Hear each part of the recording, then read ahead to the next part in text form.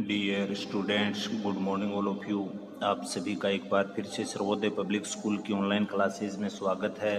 प्यारे बच्चों, अपन पढ़ रहे थे अपने फर्स्ट पार्ट की 4th यूनिट, जो राजनीतिक विज्ञान के आधुनिक आयाम हैं उनके संबंध में, और उसमें अपना जो चैप्टर चल रहा था वो चल रहा था वैश्वीकरण, या अपन कह सकते हैं भूमंडलीकरण, जिसमें अपन ने प्रारंभ की बातें हैं वो पिछली कक्षाओं में कुछ पढ़ी थी। और इससे पिछली कक्षा में अपन पढ़ रहे थे वैश्वीकरण के जो प्रभाव हैं उसके बारे में, और वैश्वीकरण के प्रभाव में अपन ने पढ़ लिया था जैसे वैश्वीकरण का राजनीतिक क्षेत्र पर क्या प्रभाव पड़ता है और आर्थिक क्षेत्र पर क्या प्रभाव रहता है।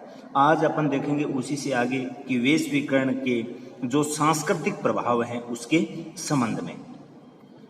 वैश्वीकरण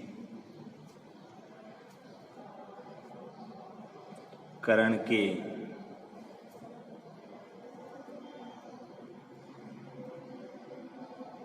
सांस्कृतिक प्रभाव। वैश्वीकरण के सांस्कृतिक प्रभाव में अपन अगर देखते हैं अपने कल्चर के बारे में, तो अपन अच्छे से जानते हैं कि वैश्वीकरण ने केवल ये राजनीतिक आर्थिक क्षेत्र को प्रभावित नहीं किया, बल्कि अपन कह सकते हैं कि इसका प्रभाव वो सांस्कृतिक क्षेत्र से भी अछूता नहीं रहा या अलग नहीं रहा है। और इसको समझने के लिए अपने को अपने कल्चर को देखना होगा कि अपन अच्छे से जानते हैं कि जो हिंदुस्तान की संस्कृति है वो सबसे प्राचीन संस्कृति मानी गई है। और इसके अंतर्गत अगर अपन देखते हैं आज के युग में, तो इस कल्चर का प्रभाव है वो अन्य देशों में भी पड़ रहा है, और पाश्चात्य जो कल्चर था, जो पाश्चात्य संस्कृति थी, उसका प्रभाव अपने देश में भी अपने को देखने को मिल रहा है। यानी कि एक दूसरे स्थानों की या दूर दराज के जो आपस के जो देश थे अपने विश्व के अंदर, उनकी जो संस्कृतियां थी उनका क्या हुआ है, आदान प्रदान हुआ है। और उसके आदान प्रदान से इस वैश्विक दृष्टि से अगर देखा जाए तो इसका प्रभाव स्पष्ट दृष्टिगोचर होता है। क्योंकि आज जो पहले पाश्चात्य जो अमेरिका की, जिसे अपन यूएस से बोलते हैं, ब्रिटेन है, यूरोप महाद्वीप के देशों की जो संस्कृति है वो आज अपने को हिंदुस्तान में देखने को मिलती है, और हिंदुस्तान की संस्कृति वहाँ से अपने को देख सकते हैं। यानी कि वहाँ की संस्कृति को यहाँ अपनाया गया और यहाँ की संस्कृति को जो पाश्चात्य संस्कृति के जो राष्ट्र हैं उनमें भी अपनाया गया है। तो इसका प्रभाव है वो एक दूसरे से अगर इस प्रकार से संस्कृति का आदान प्रदान हो रहा है या स्थानांतरण हो रहा है या अपना रहे हैं लोग, तो उसका प्रभाव निश्चित तौर पे पड़ता है। तो इसके भी प्रभाव अपन जैसे राजनीतिक क्षेत्र में और आर्थिक क्षेत्र में पढ़े थे, वैसे ही इसमें भी देखेंगे कि इसका प्रभाव रहा वो दो प्रकार से रहा। एक तो सकारात्मक प्रभाव, सकारात्मक प्रभाव वैश्वीकरण में जो सांस्कृतिक प्रभाव है उसका। तो सबसे पहले अपन देख लेते हैं संस्कृति के जो सकारात्मक प्रभाव क्या रहे हैं उसके बारे में। तो अपन अच्छे से जानते हैं जो विभिन्न संस्कृतियां हैं उनके आपस में मिलने से उसमें अपन कह सकते हैं संयोजन हुआ है, जिसमें लोगों में एक प्रकार से अपन कह सकते हैं कि एक एकता की भावना दृष्टिगोचर हुई है। यानी कि विभिन्न संस्कृतियों में, विभिन्न संस्कृतियों में जो एक प्रकार से अपन कह सकते हैं कि जो संयोजन की बात आती है, विभिन्न संस्कृतियों में संयोजन की, वो अपने को दृष्टिगोचर होती है। जो एक प्रकार से संयोजन का अर्थ हो गया जोड़ने का काम कर रही है। एक प्रकार से विभिन्न संस्कृतियों को आपस में क्या करती है, ये वैश्वीकरण आपस में जोड़ रहा है। और इसी के साथ अगर अपन देखते हैं विदेशी संस्कृतियों के मेल में अगर अपन बात करते हैं खान पान, रहन सहन, पहनावा, भाषा आदि, तो उनकी जो पसंदों का क्षेत्र है वो भी अब क्या हो गया, बढ़ गया। क्योंकि ये संस्कृति का ही प्रभाव है। पहले अलग प्रकार से लोगों का रहन सहन, खान पान ये हुआ करता था। एक प्रकार से रहन सहन का तरीका अलग था, खान पान का तरीका अलग था।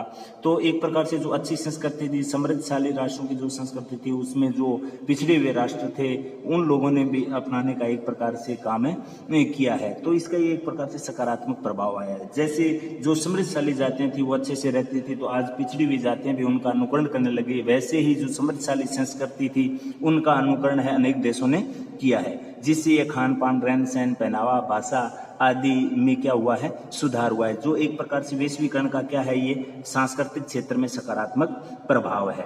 और जो विभिन्न संस्कृतियों के मध्य में एक प्रकार से जो मतभेद था या अपन कह सकते हैं जो बाधा आ रही थी, वो बाधाएं क्या हुई हैं, दूर हुई हैं विभिन्न संस्कृतियों के मिलने से या जुड़ने से। और इससे अपन क्या कह सकते हैं कि अगर सभी संस्कृतियां एक साथ या अपन कह सकते हैं आपस में मिलकर इस प्रकार से सौहार्दपूर्ण वातावरण जिससे तैयार होता है, तो अपन कह सकते हैं कि इससे एक नई संस्कृति का क्या हो रहा है, निर्माण हुआ है। तो ये इस प्रकार से कुछ बातें थी जो वैश्वीकरण के अपने को सकारात्मक प्रभाव में लिखनी है। अब देखते हैं कि इस वैश्वीकरण के दौर में सांस्कृतिक प्रभाव पर जो सांस्कृतिक अपनी व्यवस्था है उस पर नकारात्मक प्रभाव क्या रहे हैं। तो नकारात्मक प्रभाव,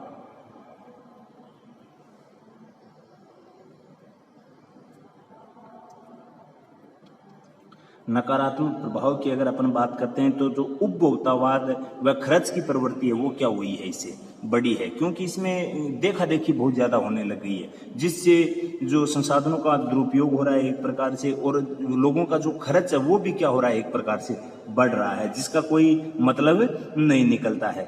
और एक जो अपनी स्थानीय संस्कृति है वो धीरे धीरे क्या हो रही है, विलुप्त हो रही है। अपन अच्छे से जानते हैं अपनी भारतीय संस्कृति सबसे अच्छी संस्कृति मानी गई थी, सबसे प्राचीनतम या संस्कार युक्त संस्कृति मानी गई थी, लेकिन वर्तमान में अगर अपन बात करते हैं खान पान की, रहन सहन की, पहनावे की, तो एक प्रकार से प्रदूषित सा नजर आ रहा है। जो अपनी प्राचीन जो एक सभ्य संस्कृति थी वो धीरे धीरे क्या हो रही है, विलुप्त हो रही है इस वैश्वीकरण की बदौलत, क्योंकि अपन किसकी तरफ ज्यादा उत्साहित हो रहे हैं, पाश्चात्य संस्कृति की तरफ। तो एक प्रकार से जो अपन कह सकते हैं जो अपने देश की संस्कृति थी, जो अपनी स्थानीय संस्कृति थी, उस पे इसका क्या पड़ता है, प्रतिकूल प्रभाव पड़ता है। यानी कि अपन कह सकते हैं कि अपनी स्थानीय संस्कृति के खिलाफ, अपने स्थानीय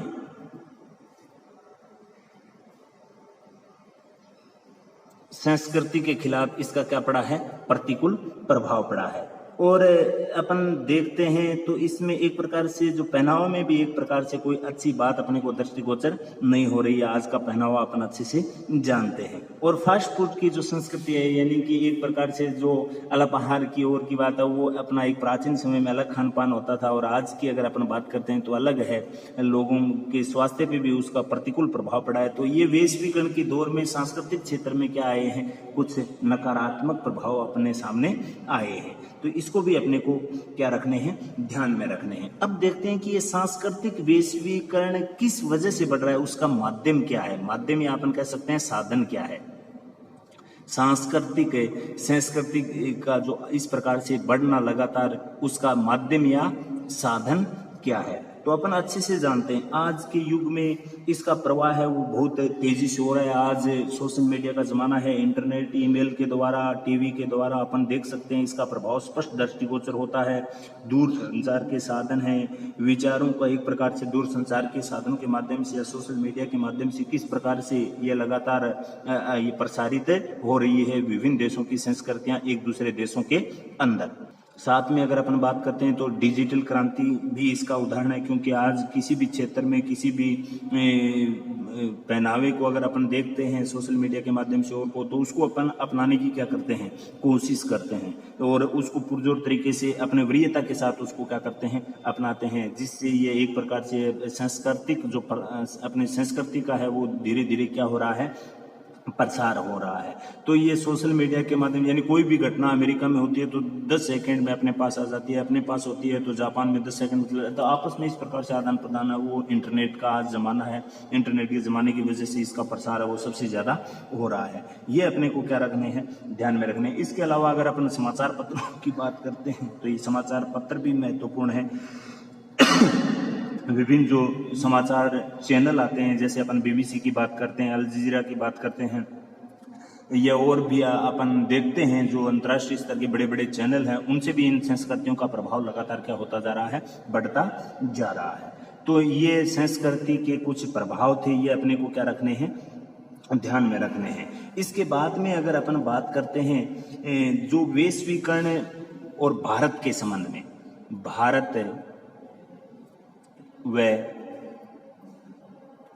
वैश्वीकरण, इसके बारे में देखेंगे। लेकिन इससे पहले जो अपन ने ये वैश्वीकरण की बदौलत जो राजनीतिक क्षेत्र में क्या प्रभाव रहा है, आर्थिक क्षेत्र में क्या प्रभाव रहा है और सांस्कृतिक क्षेत्र में किस प्रकार से ये प्रभाव रहा है, ये अपने को ध्यान में रखना है क्योंकि ये इंपॉर्टेंट है, यहाँ से अपन से क्वेश्चन पूछा जा सकता है। इसके बाद अगर अपन बात करते हैं भारत और वैश्वीकरण, तो भारत में जो वैश्वीकरण की शुरुआत हुई थी वो हुई थी जुलाई 1991 में।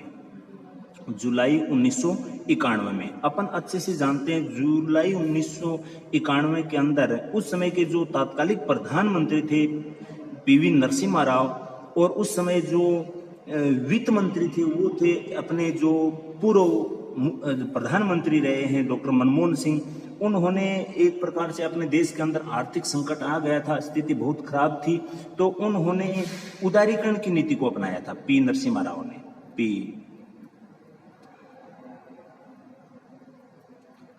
और उस समय के जो वित्त मंत्री थे वो अपन अच्छे से जानते हैं, नरेंद्र मोदी से पहले जो प्रधानमंत्री थे डॉक्टर मनमोहन सिंह, वो वित्त मंत्री थे डॉक्टर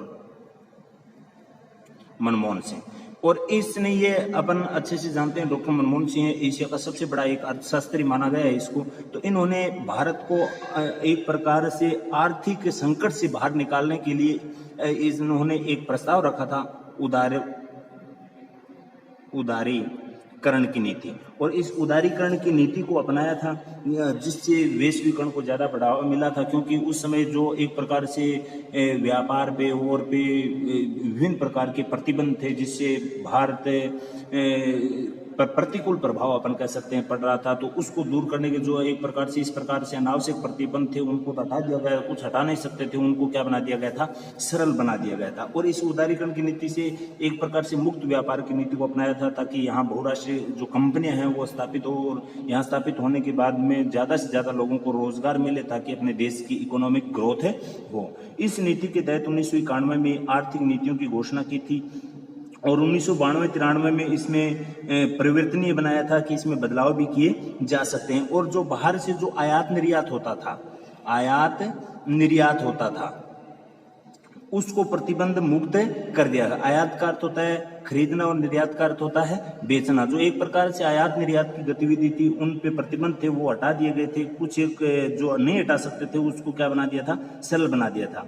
और जो पहले किसी उद्योग या कंपनी को स्थापित करने के लिए लाइसेंस की आवश्यकता थी तो वो लाइसेंस की व्यवस्था है वो भी इस उदारीकरण की नीति के तहत क्या कर दिया गया था, समाप्त कर दिया गया था, ताकि जो एक प्रकार से आर्थिक संकट है उससे उभरा जाए, अपने देश की इकोनॉमिक ग्रोथ है वो क्या हो, बढ़े। और इसी के तहत जो वैश्विक समझौते थे उनकी नियमों की औपचारिकता के तौर पर एक प्रकार से क्या कर दिया था, जो अनावश्यक थे उनको समाप्त कर दिया गया था। और इसी के संबंध में अपन अच्छे से जानते हैं, जो विश्व व्यापार संगठन है WTO, उसका सदस्य बना था हिंदुस्तान 1 जनवरी 1995 का। ये 1 नंबर के रूप में अपन से क्वेश्चन पूछा जा सकता है कि WTO का भारत है वो सदस्य कब बना था, तो 1 जनवरी 1995 WTO का क्या बना था, सदस्य बना था हिंदुस्तान। ये 1 नंबर के रूप में अपने से क्वेश्चन पूछा जा सकता है। और जो एक प्रकार से सरकारी तंत्र इस संबंध में जो जटिलता अपने के सामने आ रही थी उनको एक प्रकार से इस उदारीकरण की नीति के तहत 1991 में पी नरसिम्हा राव ने उसको सरल बनाने का काम किया था ताकि अपने देश पर जो आर्थिक संकट था उससे बाहर निकला जा सके। तो इस संबंध में वैश्वीकरण के संबंध में भारत के समक्ष अनेक प्रकार की चुनौतियां भी आई थी। वो कौन कौन सी चुनौतियां आई थी और उसका किस प्रकार से हिंदुस्तान ने सामना किया था उसके बारे में पढ़ेंगे अपन आगे की नेक्स्ट कक्षा में। आज के लिए इतना ही, धन्यवाद।